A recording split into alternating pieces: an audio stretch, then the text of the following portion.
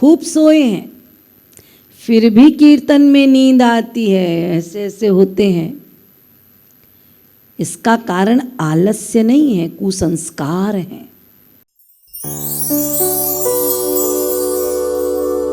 अनर्थ निवृत्ति जब हो जाती है संपूर्ण रूपेण, तो निष्ठा होती है, निष्ठा प्रगाढ़ होती है।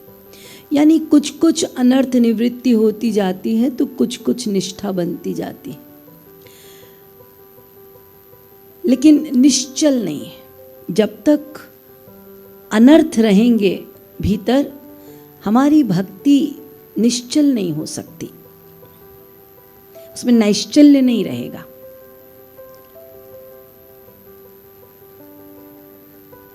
तो जितनी जितनी मात्रा में अंतःकरण शुद्ध होता है, अनर्थ की निवृत्ति होती है, उतनी उतनी मात्रा में हमारी निष्ठा भगवान के प्रति बढ़ती जाती है। अब इनमें बाधक क्या है, कौन सी बाधाएं हैं जो निष्ठा होने नहीं देती? तो सबसे पहला है लय। लय का मतलब होता है जिसको भगवान के नाम संकीर्तन में नींद आना। ये विक्षेप बताया गया है, लय विक्षेप। तो ये पहली बाधा लय। जितना अनर्थ होगा, ये मत सोचना कि आलस्य से ही लय होता है। हाँ, आप 2 दिन नहीं सोए, आपको नींद आ रही, अलग बात है, लेकिन खूब सोए हैं फिर भी कीर्तन में नींद आती है, ऐसे ऐसे होते हैं। इसका कारण आलस्य नहीं है, कुसंस्कार है।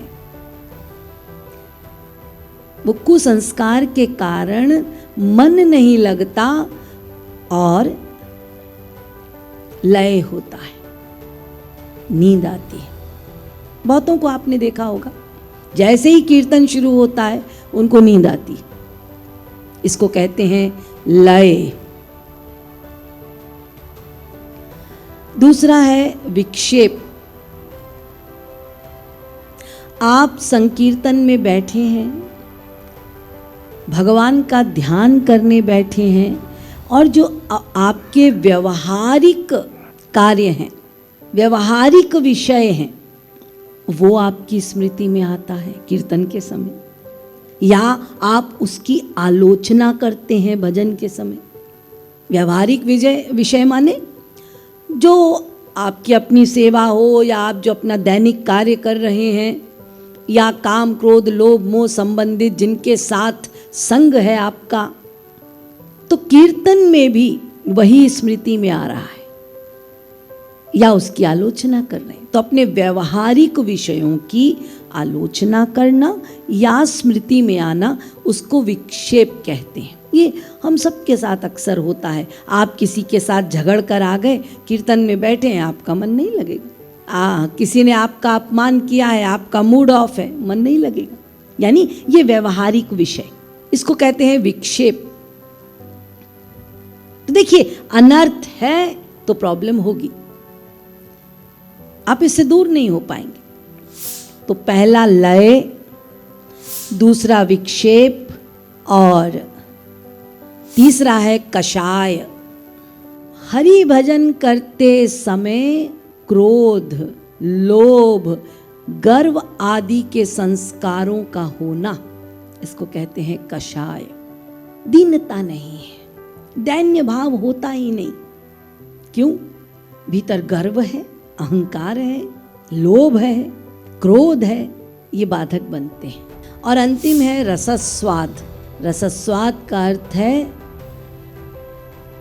ऐसा विषयी, ऐसा कामी कि वो कीर्तन में भी बैठा है, भजन में भी बैठा है, तो उसका मन इन विषयों के कारण, ये काम के कारण लगता नहीं है। इसको अभिनिवेश भी कहते हैं। विषयी होने के कारण मन का भगवान में न लगना, इसमें प्रमुख रूप से है काम। यहां पे काम का अर्थ कामना नहीं है। तो काम, क्रोध आदि, इसके कारण क्रोध का प्रभाव अधिक है, काम का प्रभाव अधिक है, लोभ का प्रभाव अधिक है, मोह का प्रभाव अधिक है, जिसके कारण भगवान में मन नहीं लग रहा। वहीं बैठे बैठे उसका ही चिंतन कर रहे हैं, इतने विषयी कि वो पावन नाम भी अंतस में कोई असर नहीं कर रहा, प्रभावित नहीं कर रहा। तो ये अनर्थों के कारण होता है। जब तक ये अनर्थ नहीं जाएंगे तब तक प्रगाढ़ निष्ठा में दृढ़ता नहीं आएगी। तो इस पर भी हमें कार्य करना है। भगवान से याचना करनी है, रोकर भीख मांगना है, इन बाधाओं को दूर करना है। हम प्रयास करेंगे तो गुरु कृपा से अवश्य इन बाधाओं से छुट्टी मिलेगी।